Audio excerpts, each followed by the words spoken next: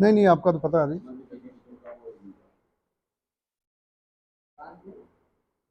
अरे तुम्हारे आदमी में कमी है, कुछ होगा ना तो साल थोड़ा स्टेडियम में उनका पूरा नहीं उसमें थे 73,000 आदमी इकट्ठा गया था ना आयुष्मान, 73,000 दो बार किया। और जो हमारे ऊपर के हुए थे ना, ये सारे ना रहे। 22 सितंबर को चलो जंतर मंतर मुहिम के तहत आज बेगमपुर गांव के अंदर में ओबीसी समाज के लोग इकट्ठा हुए हैं। इसी विषय में हम भगवान जी आज की मीटिंग के विषय में बताइए कि कुछ लोग तो यहाँ मौजूद हैं, कुछ आपको देख रहे हैं जो अपने घरों पे हैं, नहीं आ पाए, क्या कहना चाहते हैं आप? सर मैं यही कहना चाहता हूँ कि जो साथी यहाँ पे आए हैं अपने मोहल्ले से जी वो अपने परिवार में, जी अपने मोहल्ले में जी जाके बताएं, क्योंकि हर आदमी को समय नहीं होता, कुछ आदमियों की मजबूरी होती है। वो जाके बताएं कि फलानी जगह ऐसे ऐसे मीटिंग हुई है, ये वहाँ पे प्रोग्राम है 22 तारीख के लिए। तो 22 तारीख को हर साथी को कोशिश करनी है कि वहाँ पे भारी संख्या में लेके सबको जाए। क्या नाम है आपका? मेरा नाम रामजोर प्रजापति है। मैं राष्ट्रीय प्रजापति महासंघ में मुख्य महासचिव की भूमिका निभा रहा हूँ। महासचिव जी, बहुत बढ़िया। महासचिव साहब मुझे एक बात बताइए कि बहुत सारे लोग, इनमें हो सकता है मैं भी शामिल हूँ, नहीं जानते हैं कि हम जंतर मंतर पे ओबीसी समाज के लोग जमा तो हो जाएं, पर हमें उसका लाभ क्या मिलेगा आज या भविष्य में, वो बताइए। देखिए जी, आने वाले समय के लिए हम तैयारी कर रहे हैं, क्योंकि कोई भी चीज़ तुरंत तो लाभदायक नहीं होती है। बिल्कुल। हम ये जो काम कर रहे हैं, आने वाले एक कलंक इन्होंने लगा दिया है सभी सरकारों ने, क्रीमी लेयर का।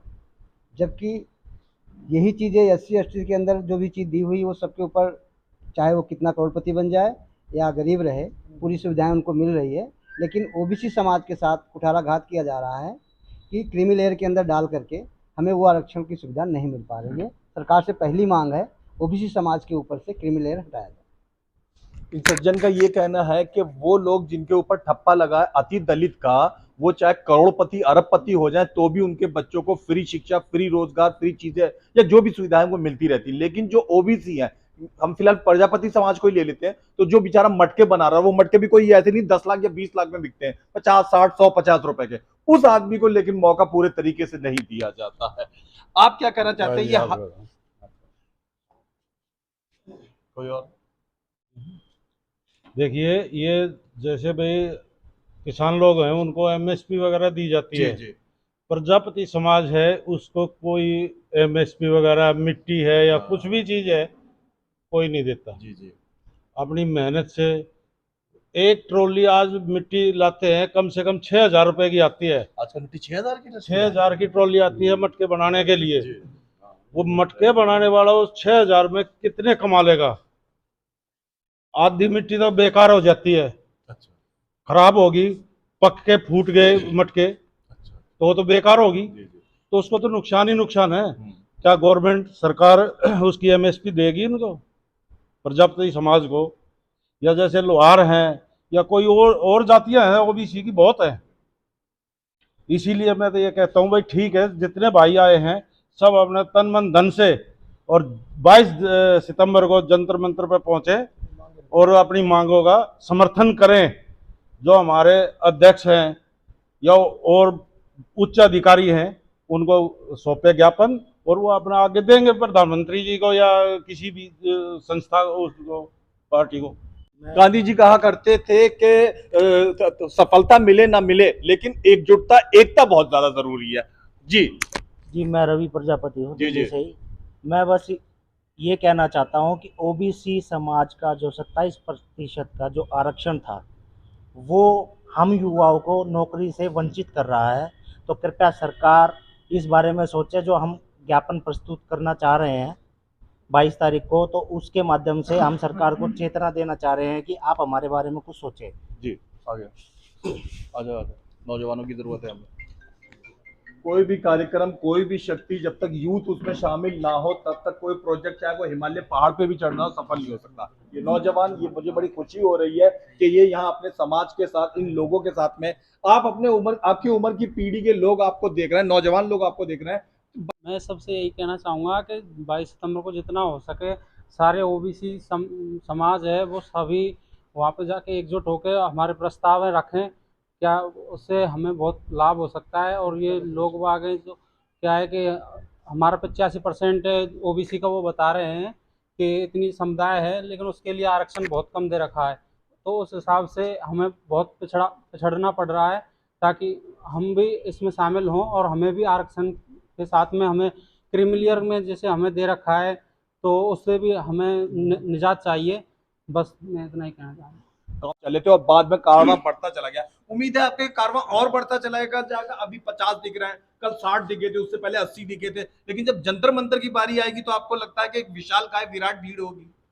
सर जी कहते हैं ना, एकता में बल है जी।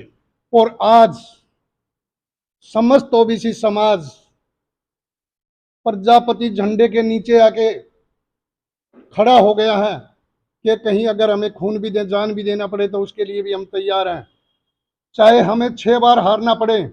लेकिन जब गण प्रजापति को पूरा विश्वास है कि आइन जैसे साथियों की, जवानों की, जब तक मेरे साथ में संगठन में मेरे साथ जुड़े रहेंगे और साथ देंगे तो हम कभी भी नहीं हारेंगे। आपको घर आके बुला के कहेंगे, घर आके आपको बोलेंगे कि अभी आप आइए, आपको क्या चाहिए, धरना प्रदर्शन ना करिए, बहुत हो चुका है, आपको जो चाहिए अपने मेन आदमी लेके आ जाओ, हम आपसे। एक मेरा पर्सनल सवाल है, मैंने देखा है आमतौर पर 25 साल की पत्रकारिता में देखता आया कि जब भी कोई विशालकाय प्रदर्शन या अभियान या धरना होने लगता है तो विभिन्न राज्य सरकारें, केंद्र सरकारें और दूसरे कंपनी के लोग तोड़ने की या उसे मटिया कम करने की या उसको खंडित करने के प्रयास होते हैं। आपको लगता है कि कैसे भी ऐसे प्रयास होंगे, लेकिन इस बार ये धरना जंतर मंतर पे होकर ही रहेगा, अपनी मांगे मानने का अधिकार लेकर ही रहेंगे? देखिए सर, कोई भी काम करता है, चाहे 10 आदमी एक तरफ, 100 आदमी एक तरफ खड़े हो, तो एक आदमी बिगाड़ने वाला भी वहां पे होता है। डेफिनेटली। लेकिन हमारे बीच में जी। हमने ऐसी भी टीम बनाई है कि शायद वहाँ पुलिस की भी हमें जरूरत ना पड़े। अच्छा, हमारे बीच में हमने पूरी सिक्योरिटी तैयार कर रखी है। बहुत अच्छा। हमने सिविल वर्दी में कर रखी है सिक्योरिटी, कम से कम मेरे 200 आदमी वहाँ पे सिक्योरिटी होंगे और पुलिस हमें टच भी नहीं करेगी आके। उनको पता कितना शांतिपूर्ण प्रदर्शन हो रहा। अगर किसी ने वहाँ पे गलती की तो एक इशारे में हम वहाँ से उठवा देंगे, चाहे मेरा अपना हो, चाहे दूसरा हो, चाहे थर्ड हो।